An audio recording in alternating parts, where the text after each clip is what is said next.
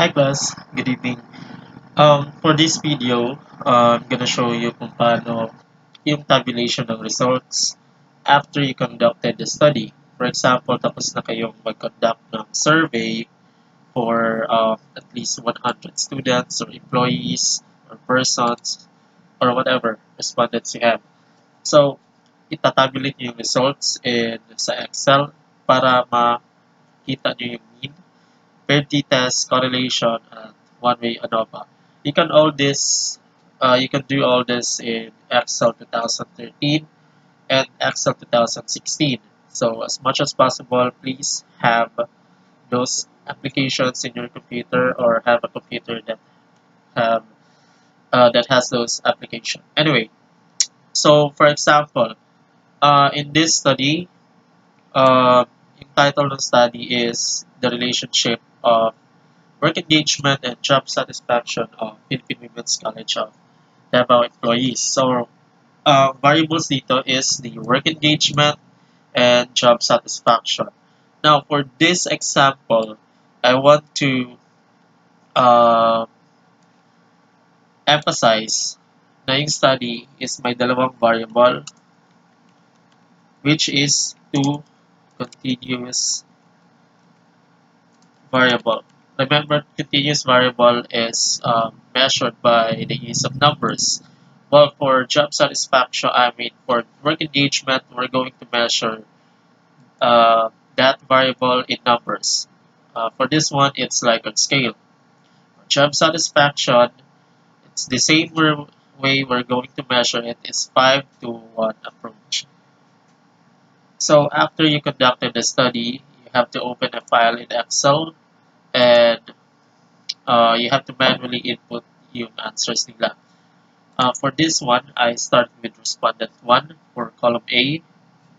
So, para hindi na kayo mahirapan, you just have to type in respondent 2. Now, respondent 01 and 02, para pag magsosort kayo ng data dito na column, madali na lang siya ibalik sa dati. So, you just have to click this cell and drag all the way up to, for this one, we have 30 respondents. So, you can see hanggang 30 na siya. So, for succeeding column, you just have to put in yung number ng items. For this one, for this example, ang number of items natin is, see, it's 32. Now, we have to know which number of item your indicator belong to.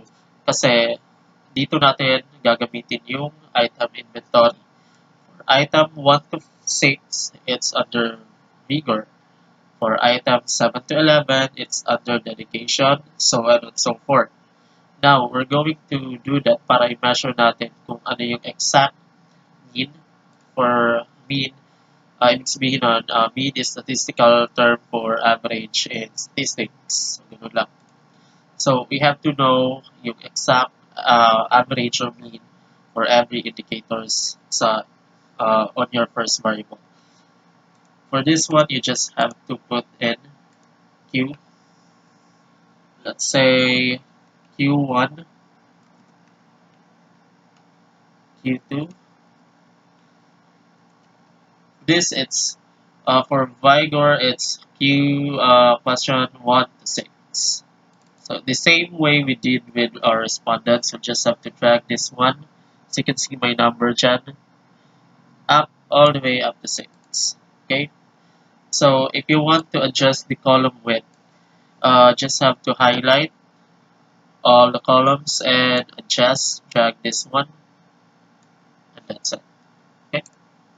So the same way we're going to do with um, for this questionnaire, we have 32 items. So you just have to drag this one all the way up to 32. Okay. And just highlight. just the column, and there you have it. Now, you have to identify asa na yung mga indicators dito. But for this example, I already made a um, ready made. So here's the results. So for Vigor, it's item 1 to 6, dedication 7 to 11, so on and so forth. Now, meron ng response yung na nakalagay for each respondents. For example, si respondent number 1, answer niya sa question number 1 is 5. It's 5. You just have to put 5. Question number 2 naman is 1, 5, 2, based on the response na nilagay niya dito. Okay? Now, for this one, you don't have to, kung walang sinagutan na item si respondents, for example, question number 6, you really have to delete the response or don't include the response because makaka-apekto yun sa results ng statistical analysis na gagawin nyo this una. So, the rule is do not include any respondents who did not answer for any of these items here. So as much as possible, you have to make sure that your respondent answered diligently all the items na sinurvey niyo. Okay? So after you tabulate all everything right here, you just have to find your mean. Now, may dalawang mean na finding the mean sa Excel, madali lang.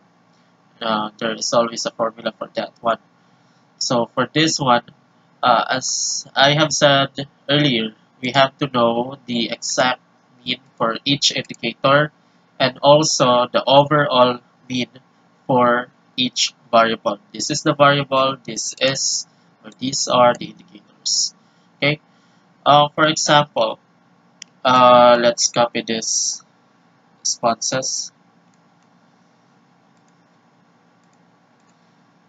This one, so let's insert, paste them here.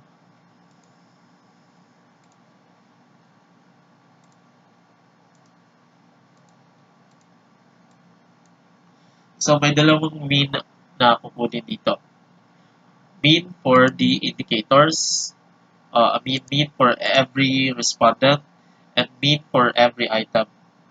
So when you want to get the mean, you just have to type in equals MEIN, and for this Excel, it's average. Just click. You can see open parentheses. You can just highlight for this section. Ito lang yung kukunin nyo na mean. Because we want to get the mean for each respondents for this indicator only. Okay, so we type in. So there's the results. It's 4, average of 4. Now we have to have at least 2 decimal points for this mean. So you have to increase the decimal place, increase by 2, and there you have it, 4.00. Now you have to drag this all the way to respondent 30 para makita natin yung mean for each respondents. So as you can see, madali lang, ito na yung mean for each and respondents for the respondents. Anyway, for this one, ito sa baba, we're going to get the mean for each items. For this example, as you can see, let me show you. Ito yung mean or average per item or over ng lahat ng respondents. For this example, we have 30 respondents. So, average ng answer nila for item number 1 is 4, which is moderately engaged. Now, I'm going to show you later for that one. So, the same way you did with the mean for each respondents, you just have to type in average, open up parenthesis, and highlight